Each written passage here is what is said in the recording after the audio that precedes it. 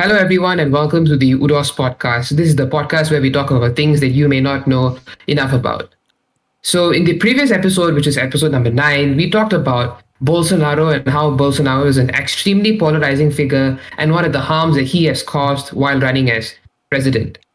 When we were talking about Bolsonaro, we had stumbled across Operation Carwash. Now, we're going to talk about Operation Carwash in this episode, number 10, in greater detail. Because of the impacts it had on not just Brazil, but the rest of Latin America. So, what we're going to do here is we're going to set up the context on what was happening in Brazil, how this corruption scandal had happened, and what are the implications of it. So, the first question that we need to answer is what is going on in the first place, right? So, firstly, there is a petrochemical complex called Comperj. I hope I'm saying it right. COMPRJ, Comperj. So, this is located in Brazil and it was planned in 2008 and it was supposed to open in 2011. So, in about 3 years after it was planned to be constructed, this petrochemical project was supposed to be working in 3 years' time. But what happened in reality was that until 2015, this project had still not been completed and then it just stopped and they never opened Comperj. So, what we need to understand here is that one of the main reasons why Comperj did not open was because of this Operation Carwash. And we'll go in a bit more detail about it later. But what you need to know for now, for a very general overview, is that Operation Carwash involves a lot of important Brazilian figures. So we're talking about the CEOs of companies, we're talking about members of Congress, former presidents, political party members, right? And all of these individuals, these very important figures and influential figures, are implicated for a lot of punishments. This is also a operation that cost Brazil's economy heavily when this company had lost billions and billions of dollars or whatever the currency in Brazil is, and this country had gone through a severe recession. Also, the fact that all this infrastructure is just collapsed and it can't be used and the land is of a waste. We'll go through all these things in a bit more detail. So now, Amma is our guest today. And Amma, I need your help to talk to me about this Comperj project. So all I've said right now is that it's a petrochemical complex. Give me a bit more illustration about it. Right. So Comperj project, what was supposed to be a turning point for Brazil and Latin America as a whole. So as an estimate, it's something that was located south, right, to a newly found natural gas and oil field. So, it's essentially a gold mine. Right? It had very good geographical elements, right? Large usable land, things like that. And in theory, it would have created upwards of 200,000 indirect and direct jobs. So what was supposed to happen is what's known as a boom town, where what's expected is population to go up significantly, business to go up, revenue to go up, things to generally improve in terms of finances for a lot of the people on the ground. So theoretically seemed like a very good idea. We'll explain why that entirely collapsed later on. But so what happened was this boomtown, what essentially caused it to die or never really take footing in the first place is the fact that a Brazilian gas station was suspected for money laundering. Now, this is actually a pretty common concept. It's what's known as a shell company, where you have a criminal, for example, and when they launder money, they need to portray it as something legit so they don't get caught for it. So this money that's laundered was portrayed as a gas station earnings and then was just laundered away to someone else. This makes it significantly more difficult to track. And a launderer by the name of Alberta Yusuf was actually arrested because of it. So that's the problem, right? So as a whole, in large, the problem was that a lot of these money laundering involved high-level state executives. And it was later discovered that Petrobras, Brazil state-owned oil company, was actually behind the entire scandal. Now, Petrobras is the largest oil company in Latin America, and it actually owns this Comperj complex and this project. So, all of this really does not look good at all for what was supposed to be such a promising project. So, let's go a bit more detail into what actually was done by Petrobras. Vishnu? All right. So what happened was from this money laundering that happened in this gas station and Alberto Yusuf was caught, he revealed that, look, I'm not laundering this money for criminals. I'm laundering this money for your state representatives. He literally said, like, if I were to expose all of these details, like Brazil will fall, Brazil will collapse. Those were the gravity of the implications of the things that Alberto Yusuf was involved in. So once he exposed the names of a lot of ministers that were involved and people that he was laundering money for, the Brazilian authorities decided to launch an operation called Operation Carwash. So, like a lot of police forces or border patrol or like the soldiers, I don't know, they have operations, right? So, this is an operation named Carwash. I don't know who inspired it, dumb name, but whatever. So, what happened here is that when this operation was carried out, we won't go into how it worked out because I don't know and it's going to take too much time. But basically, when Operation Carwash was conducted, Petrobras, which is this big oil company, was exposed to be at the very focal point of this whole corruption scheme. Everything had gone through them, everything had left through them. So, what they did was Petrobras and the cartel, we'll talk about the cartel later, was that they would corrupt a lot of representatives, they would corrupt a lot of engineering companies and criminals and everybody in their like network so that they could get richer and these people could also get richer. That was basically how things worked. So let's talk about how companies bid for contracts. So usually, let's just say you have a firm called Petrobras, right? They want people to bill compurge. So to bill compurge, there will be companies that will bid for these contracts. So you have various companies that are bidding to carry out compurge. Now, the thing about bidding is when everybody is bidding to do the same contract, these companies that are bidding will try to see more appealing, right? So what usually happens is that they would lower the prices for their contracts so Petrobras can get a cheaper project and then they can build compurge as they wanted to do it. But here's how they manipulated this system, right? What they did was instead of all of these companies fighting and bidding for these projects individually, they decided to team up with each other. So that's where you get the term cartel, right? All of them teamed up together. And what happened was one of the biggest firms that was bidding for the project called Odebrecht. We are going to be butchering a lot of names today. Odebrecht was basically in charge of these cartels. So they were like, look, everyone, what we're going to do is we're not going to bid for these contracts. We're going to make money for ourselves. So what they did was amongst themselves, they stopped competing for certain projects. So for example, company A will take project 1, company B will take project 2, company C will take project 3 without any competition from everybody else. So what happens here is all of these companies stop competing for compurge. So when there's low competition, the prices won't go lower because there's no competition. These bidding companies can overcharge Petrobras. See, if there's competition, then Petrobras will be the decider of who gets to have the contract. So the bidding companies are the ones who are being manipulated.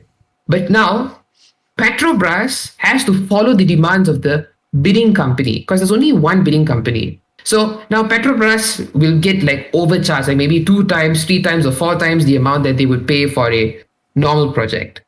So let's go and talk a bit more about Odebrecht, right? So these guys were the biggest donkeys in this whole scam. So they decided to overcharge Petrobras like a lot. And from overcharging Petrobras, they laundered like so much money and they bribed a lot of government staff. They bribed a lot of people in Petrobras in order for this to happen. Because obviously Petrobras doesn't want to pay a lot of money, right? But Odebrecht managed to corrupt its leaders, not leaders, the corporate, the people with the highest positions in the corporate structure, and also a lot of government officials in order to run their scam that they're trying to run, right? So a couple of things happened. One is that because they managed to bribe Petrobras, Petrobras was willing to give those contracts at a higher price, number one. Number two is that all of the politicians that they corrupted used their money in order to run for their political campaigns. For example, if I was getting money from Petrobras, the money that I get from them, I'll use in my political campaign, right? And then you will run on policies that favor Odebrecht so that they can continue doing the same nonsense that they have done all the time. So this is how Petrobras and Odebrecht had done this scam in Brazil with Compage. Now, Ama, what were the impacts of this Operation Carwash? Right. So before we go into this, important point to remember that this was supposed to be a monumentally life-changing thing. It changed the economy, right? Changed Correct. the lives of these people. Now, what these donkeys did ended up completely ruining it. Now, more than 24 executives ended up arrested because of this entire scam. Oil prices just plummeted, and for a country that is already developing, that could have possibly ended up making quite a bit economically from that, that was probably the biggest hit. Yeah. And Petrobras ended up losing more than half of their stock value, right? So that is completely gone. Then we spoke earlier about how Compage was going to bring this boom town, and that was completely undone. So unemployment became significantly worse. We'll talk more about that later. Then there was a program done in Borai, I believe that's the pronunciation, butchering names. So it was a city employment program that was supposed to, help with the recovery of this process, and it turned out very mediocre because of this recession. Essentially, what was a recession in the economy? There were massive layoffs, which affects the entire city as a domino effect because everybody's currency, the power of their money, is essentially going down because the industry is dying, right? So now another thing to consider is their relationship with China, because of course China, one of the largest manufacturers in the world in terms of industry, Yeah. they are very big, right? So a very small number of Chinese companies actually end up partnering with Petrobras to attempt to rebuild, but the expected result was still rather mediocre, even though the investments that were put into it were very, very high. So rather than the original 200k jobs expected, what was only expected in this case were maybe around 5k, because most of the other jobs ended up being outsourced to many other Chinese companies. So doesn't really paint a good picture. Yeah. Brazil is already completely half destroyed because of this scandal, right? But Vishnu, tell me about some of the effects outside of Brazil and outside and in a larger area in Brazil and outside of Brazil. So this is where we're going to start relating it back to the previous podcast session, right? Yep. So the first thing that happened is a lot of people got imprisoned.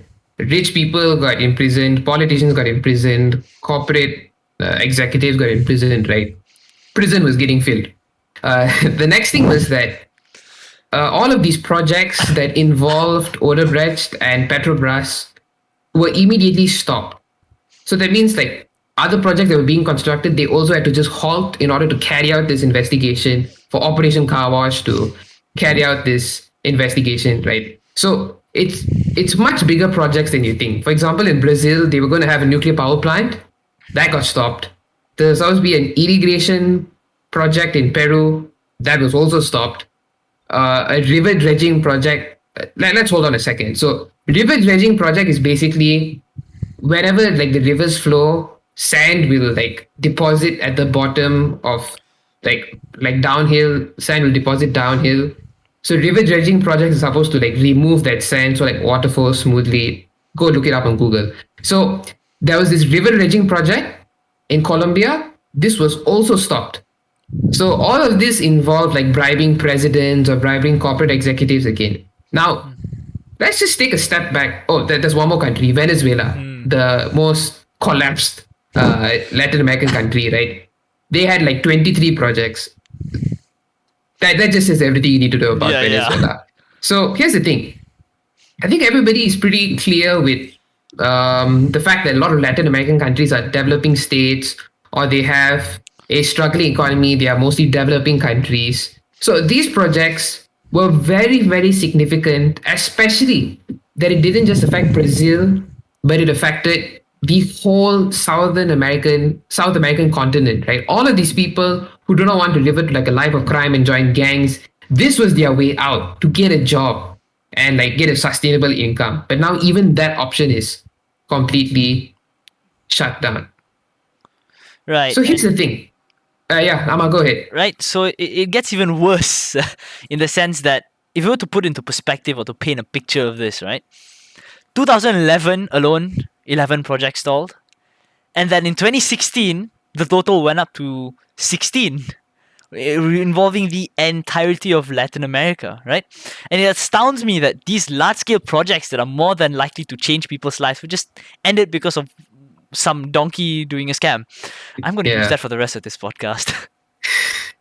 Right? And this effect sort of applied not just primarily to Brazil, but to all of Latin America and a number of specific countries, right? So one thing to remember, I'm going to refer back to the point I mentioned regarding the how many job opportunities Compurge was supposed to give, right? 200,000.